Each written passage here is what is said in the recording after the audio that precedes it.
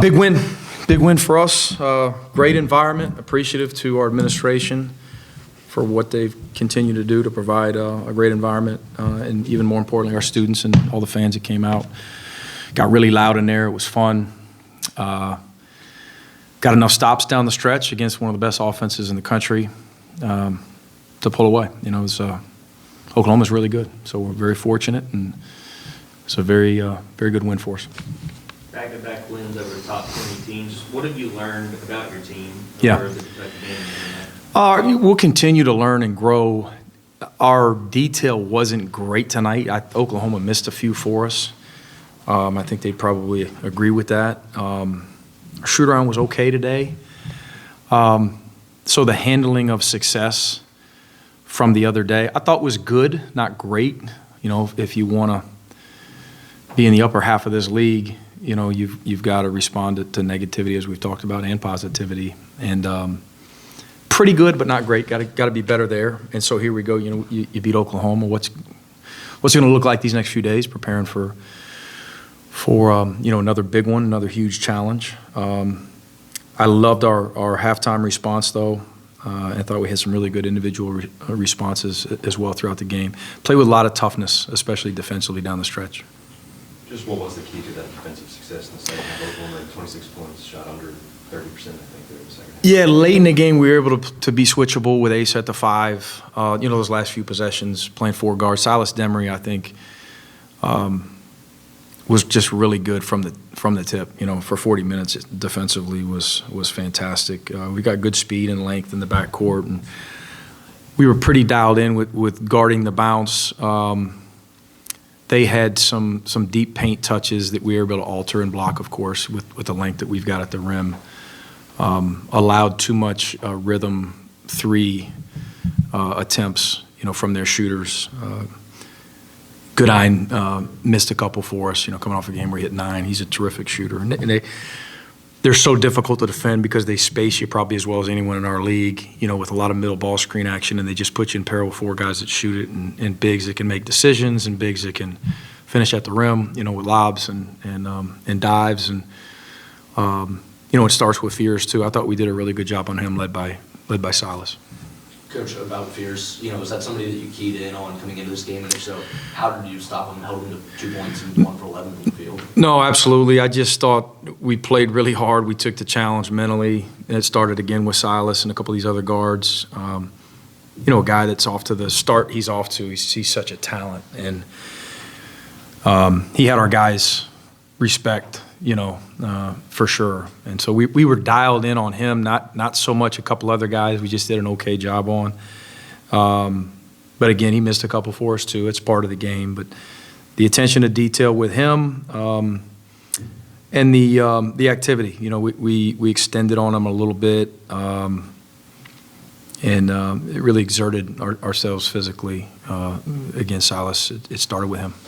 Dakota had some big points to help you guys close this one out. What did you see from him, especially in the second half? He's such a steady guy. He's done it throughout the year. It's, you know, we got a ways to go, but he's hit timely shots for us. He's confident. He's very, very even keel. You know, the moment is the same for him in the first time he gets in there as it is late in the game, whether we're up, whether we're down, and he just continues to be really steady. And he's very versatile as well. You know, on the ball, off the ball, we can do some things with him, and made some good decisions tonight. Dakota, DeShane, Justin, a lot of these guys that have played a lot of basketball coming off the bench. How helpful is it just coming as veterans, being able to plug them in late in those games? Oh, it's huge. You know, we're as we stack up to the rest of the league, we're still very young, but yet we have those 2 graduate transfers, and then DeShane's, you know, he did a prep year, and he played a ton as a freshman. Tyron was, I thought, very good tonight. Dakota was really good. Silas and Blue continued to grow. DeShane struggled a little bit, you know, he would tell you that, but he was as happy as anyone on our team when the final horn buzzed. Excuse me. You know, good teammate and played really hard despite struggling a little bit offensively and had some turnover stuff, but played with a ton of intensity. How about Justin, when Santo and Asa were sitting here, they kind of lit up talking about. Oh, yeah. What does he mean to this team, and then what did you see in the minutes he was able to play? He was a huge get for us out of the portal. I mean, we were fired up, when he committed to us, and we beat some good schools on. He had really good options. And he's one of 5 front court players that we play, and certain nights it's going to be certain guys' opportunities. He'll continue to grow and develop. He's got as good a feel and basketball IQ, temperament as anyone on our team. Not surprising what he did offensively, and then he was able to block a shot too, which he did a lot, in the Sun Belt these last couple of years. But just a winning player, a character guy, always ready. Him and Dylan are a lot alike in that regard. That they're good teammates, and when their number's called, they're going to do whatever they can to help their teammates. Coach, what was it to have Santo come in that game, and then like it was the middle of the second half, and have 2 blocks on almost back-to-back possessions in the game before? Huge. He's such a talent in that regard. Also finishing at the rim and offensive rebounding. He's got some areas for improvement, like all of our guys. Got off to a little bit of a slow start. I loved his mentality, his response in the second half, where and even stepping up at the foul line, making a couple big free throws there late. He was much better in the second half, which is growth, for a true freshman. Coach, are the shooting numbers concerning to you at all now through 3 SEC games, or do you feel like they're good looks that'll eventually fall? No, we got to shoot it better. I'm more concerned with the 8 assists, 13 turnovers, and we'll continue to morph. We'll continue to find ways to address that issue, because some of those turnovers led to points, and I hadn't even looked at that, but I just point-blank layups, in the first half, live ball turnovers. Our offensive steal percentage against is poor. That said, the positive is if you can drastically change that, we could be significantly better offensively. I think if those turnovers go down, you probably get a few more open looks a game, and maybe that takes care of itself. But it's something that we got good shooters. It's not something we're going to harp on at all. We want to chase it on the glass. We want to execute. We want to share it. But we got to value it at a higher level. Is it as simple as just taking care of the basketball and valuing the basketball more, that you went from 9 in the first half to 4 in the second half? Because I know you didn't turn it over much in the second. Yeah. Some of it could have been a cumulative effect of the fouls that we were drawing, and which alleviated probably some of the pressure. But some of the decisions in the first half just weren't on point. We made 2 or 3 right there in front of their bench where we're just trying to thread the needle, and it's just a little care. We fell down a couple times. Some of those are just part of the game. Stuff happens. But I thought we played a little bit slower in the second half, and then you say, well, you didn't get out in transition and score as much. We didn't. So it's didn't play quite as fast, but valued the ball better. We got to be able to do both to reach our ceiling. Mike, do you like the makeup of your team in terms of handling success with the Kentucky win and then starting strong, tonight? And then, how would it be if you guys Monday are a top 25 team? Do you think this team can handle that success? We've already addressed the fact that we weren't quite as sharp, and that's Oklahoma's really good. Like really good. They're going to continue to win a bunch. They do a fantastic job. And again, they didn't shoot it great. Our detail was good. Our mental toughness was very good. We were locked in the other day. And so again, it was the response for a young team after beating number 6 it was pretty good. It needs to be great. Coming into this week, it's got to be great. If that were to happen, I'd be happy for our fans. I don't really care. I want to reach our potential and reach our ceiling and continue to get better and prepare well for this next one.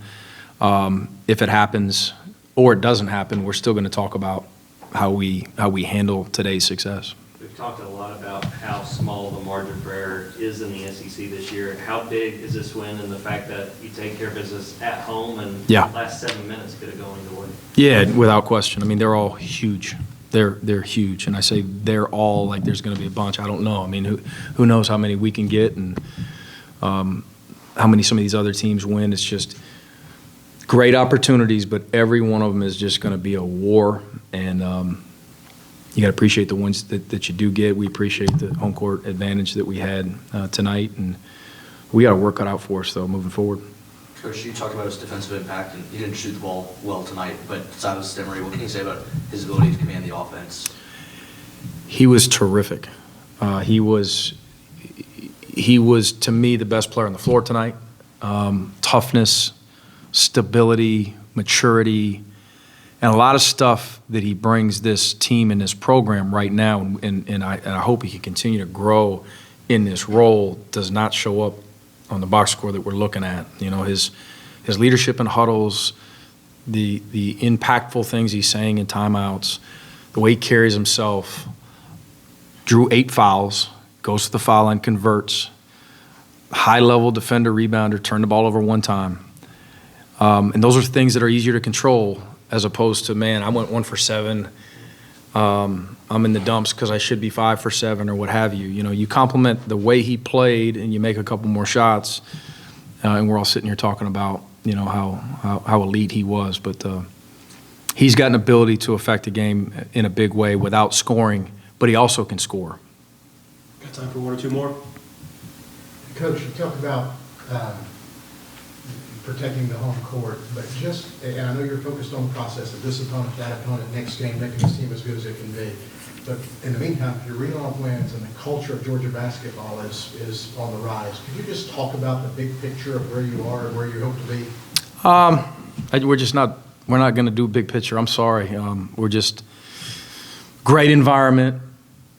You know, fired up about the students and all the fans that came. Our administration's done a great job. It was a fun win. Really happy for our guys. We've got a ways to go. We do. You know, we're going to lose. We just are. We lost in Oxford, and boom, we bounced right back and had some really good preparation leading into the Kentucky game.